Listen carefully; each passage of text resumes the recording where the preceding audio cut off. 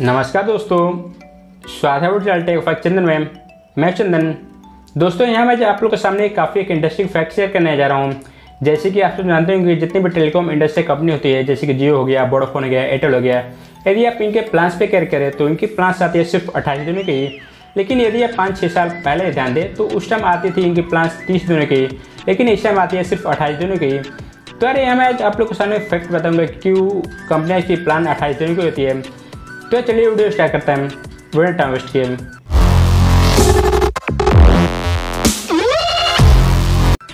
चलिए आगे video start करते हैं। और यहाँ सबसे बड़ा बात है कि कंपनियों का प्लान 28 दिनों का होता है क्यों है। तो इसका सबसे बड़ा रीजन है सेविंग। यहाँ कंपनियाँ सेविंग करके मिलियंस ऑफ डॉलर्स में पैसा कमाती है, यानी कि करोड़ों में पैसा कमाती है। यहाँ कंपनियाँ सिर्फ आपको 28 दिनों का प्लान देके एक साल में इन लोग लगभग कई सौ करोड़ पैसा कमा लेती हैं। चलिए आगे मैं बता देता हूँ कि कैसे कंपनियाँ पैसे कमाती हैं सिर्फ 28 दिनों का प्लान देके। चलिए मैं आगे एग्जांपल ले लेता हूँ जियो का। यदि आप इस टाइम ध्यान दें तो जियो का रिचार्ज आता है 200 रुपये का 28 दिनों का। और आप सब जानते हैं कि एक महीने में दिन होता है 30 से 31 दिन, लेकिन इन लोग का प्लान होता है सिर्फ 28 दिनों का ही। यदि आप ध्यान दें तो इन लोग एक महीने में आपसे कट कर रहे हैं 2 से 3 दिन तक। 2 से 3 दिन आपसे कट कर ले रहे हैं एक महीने में, और एक सालों में इन लोग कट कर लेते हैं आपसे लगभग 29 दिनों तक। इनके प्लान के हिसाब से लगभग एक महीना इन लोग एक सालों में आपसे कट कर ले रहे हैं, यानी कि आपको एक महीना एक्स्ट्रा रिचार्ज करना पड़ेगा एक सालों में। यदि इन लोग का प्लान होता है 30 दिनों का तो आपको एक महीना एक्स्ट्रा रिचार्ज नहीं करना पड़ता है, लेकिन इन लोग सिर्फ 28 दिन ही देके इन लोग एक सालों में आपसे एक महीना एक्स्ट्रा रिचार्ज करा लेते हैं। यदि आपको यहाँ नहीं समझ में आएगा तो चलिए मैं आगे एग्जांपल लेकर समझाता हूँ। यदि आप एक महीने में रिचार्ज कराते हैं, यानी कि एक महीने में सिर्फ इन लोग देते हैं 28 दिन ही, और यदि आप लगातार एक सालों तक रिचार्ज कराते हैं, यानी कि 12 महीने तक रिचार्ज कराते हैं, तो चलिए मैं 28 में 12 से मल्टीप्लाई कर देता हूँ। यदि आप 28 में 12 से मल्टीप्लाई करेंगे तो आएगा आपका 336 दिन, और एक साल में होता है 365 दिन।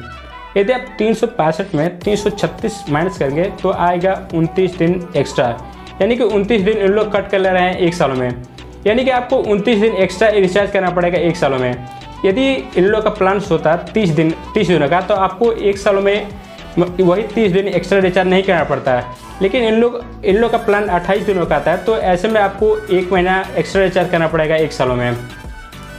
तो भाई इन लोग का स्ट्रेटजी यही है, इन लोग एक महीना में एक व्यक्ति से 200 रुपये का रिचार्ज करते हैं और सिर्फ 28 दिनों का ही प्लान देती हैं, और ऐसे करके इन लोग एक सालों में एक व्यक्ति से 200 रुपये बचा ले रही हैं। और यदि आप सब जियो का ही एग्जाम्पल ले लेता हूँ तो जियो के पास इस टाइम कस्टमर बेस है लगभग 15 से 20 करोड़, इससे अधिक भी हो सकता है। मैं एवरेज लेता हूँ, चलिए मैं 15 करोड़ ही एवरेज ले लेता हूँ, और इस टाइम जियो एक व्यक्ति से 200 रुपये बचा रही है।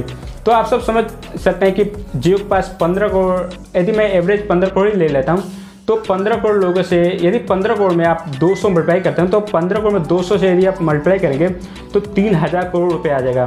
तो आप सब समझ सकते हैं कि एक सालों में इन लोग पूरे कस्टमर से 3000 करोड़ रुपये सेविंग कर ले रही हैं। तो आप सब समझ सकते हैं कि 3000 करोड़ रुपये कितना ज़्यादा अमाउंट होता है। तो ऐसे करके इन लोग इतना ज़्यादा अमाउंट सेविंग कर लेते हैं सिर्फ आपको 28 दिनों का प्लान देके।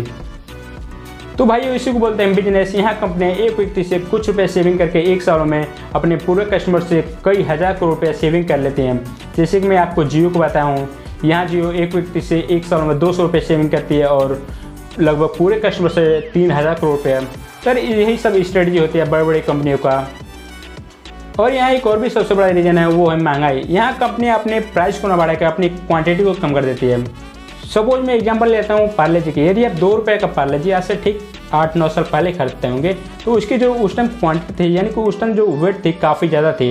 लेकिन यदि आप ठीक इस टाइम खरीदते हैं तो इस टाइम जो 2 रुपये का पार्ले जी खरीदते हैं तो इस टाइम इसकी जो वेट यानी कि जो उसकी क्वांटिटी है वो काफ़ी ज़्यादा कम हो गई है। तो यहाँ आप सब ध्यान दे चुके हैं क्योंकि यहाँ कंपनी का जो प्राइस है, यानी कि आज से ठीक 10 साल पहले जो पार्ले जी की कॉस्ट थी वो थी 2 रुपये, और इस टाइम भी पार्ले जी की कॉस्ट है 2 रुपये। लेकिन यहाँ यदि आप ध्यान दें तो इस जो पार्ले की क्वांटिटी यानी कि जो पार्ले की वेट थी आज की वेट की अपेक्षा कम हो गई, यानी कि क्वांटिटी कम हो गई। यहाँ कंपनी ठीक यही अपनाती है। यहाँ कंपनियाँ प्राइस फिक्स रख के यहाँ अपनी क्वांटिटी को कम कर देती हैं। और मार्केट में सबसे ज़्यादा मैटर करता है प्राइस। यदि कोई भी कस्टमर मार्केट में जाता है तो किसी भी प्रोडक्ट का प्राइस पूछता है, ना कि उसकी क्वांटिटी पूछता है। तो यही सब स्ट्रेटजी होता है। यहाँ कंपनी अपनी प्राइस को फिक्स करके अपनी क्वांटिटी को कम कर देती है और ऐसे करके वो सब काफ़ी ज़्यादा सेविंग कर लेती हैं और साथ साथ महंगाई को भी मेंटेन कर लेती हैं। तो ये था वीडियो में, आपको ये वीडियो कैसा रहा कॉमेंट सेक्शन जो बताएगा, और आपका क्या व्यूज़ है इस सब पे नीचे आप कॉमेंट सेक्शन बता सकते हैं। और वीडियो अच्छी लगे तो वीडियो को लाइक करना, शेयर करना और साथ में सब्सक्राइब करना ना भूलें। थैंक यू दोस्तों, जय हिंद।